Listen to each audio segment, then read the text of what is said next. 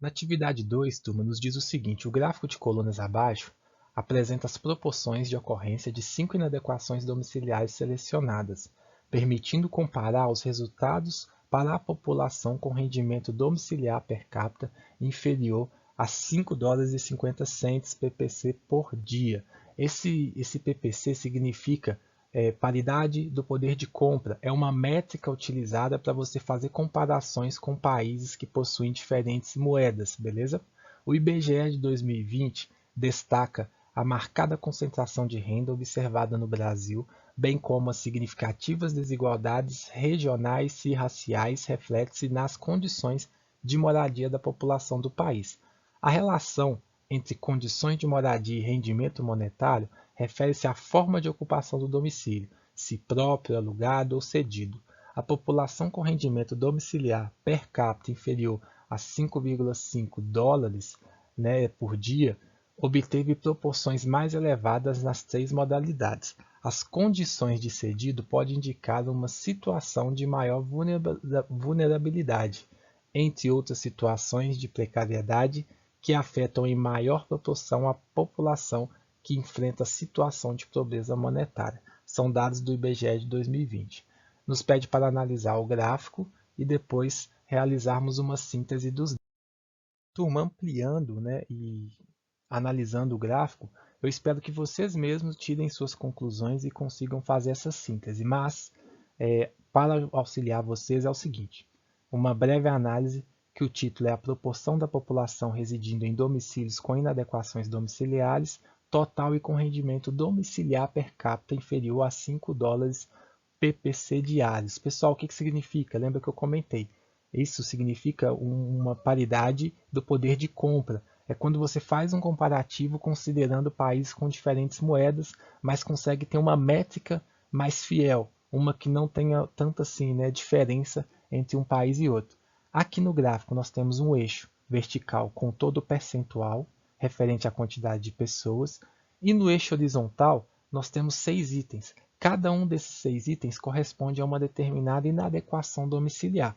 E dentro, né, de um item você tem uma comparação entre uma barra azul, que refere-se à população total, e uma barra meio amarelada, que refere-se a pessoas que têm um rendimento domiciliar per capita inferior a esses 5 dólares e 50 cents, beleza?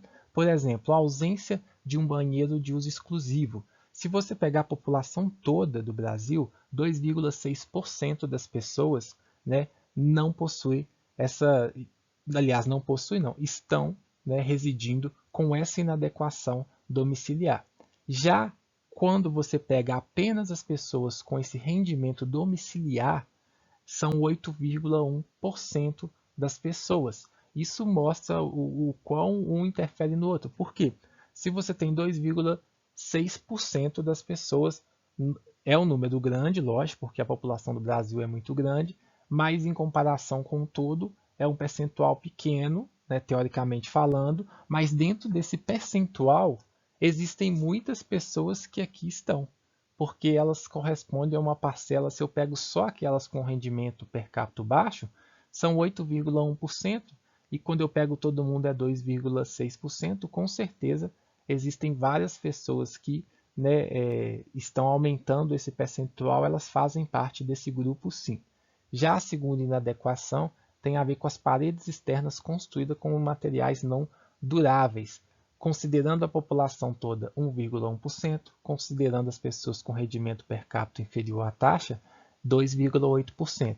O adensamento excessivo é quando você tem muitas pessoas dentro de um imóvel que talvez não comporte até mesmo para dormir, que as pessoas dormem, várias pessoas em um cômodo só, ou às vezes 3, 4, 5, 6 pessoas, sem as condições necessárias, porque pode ser que durma várias pessoas em um cômodo no qual todo mundo está instalado de uma maneira correta, mas aqui está, né, falando de inadequações domiciliares, não é o caso. 5,6% do total da população e 14,6% das pessoas que têm essa renda per capita inferior. Já o ônus excessivo com o aluguel, se você comparar toda a população, 4,7%, e das pessoas com renda per capita inferior, 8,7%. A ausência de documento que comprove a propriedade, considerando toda a população, 11,5% das pessoas passa por essa inadequação de não ter ali um documento que comprove que o imóvel de fato é dela, que ele foi adquirido por meios legais, que está registrado numa prefeitura, entre outras coisas. Já considerando as pessoas com uma renda per capita inferior, 21,4% dessas pessoas passam por esse mesmo problema. Sempre, turma, reparem que sempre, a barra que refere-se às pessoas com a renda per capita inferior, ela vai ser maior do que essa outra barra que responde o total da população. Isso mostra o quão influencia, o fato de uma pessoa ter a renda inferior, no caso dessa métrica utilizada. O último nos diz o seguinte: ao menos uma inadequação nas condições de moradia. Ele pegou todas as inadequações, essas e outras, e pesquisou. Da população total, 21,6% das pessoas têm ao menos uma dessas inadequações. Já considerando as pessoas com renda per capita inferior, 43,2% das pessoas têm pelo menos uma dessas inadequações. Gente, é muita coisa. É quase que a metade das pessoas que têm essa renda, elas passam por algum desses problemas que nós citamos aqui. Essa é uma síntese, uma análise do gráfico que possa te ajudar a fazer aí um pequeno resumo com suas palavras. Contemple o seu aprendizado, pois ele é o mais valioso. É aquilo que você tem que nutrir de novas informações para que você desenvolva essa habilidade de fazer as análises por conta própria, beleza?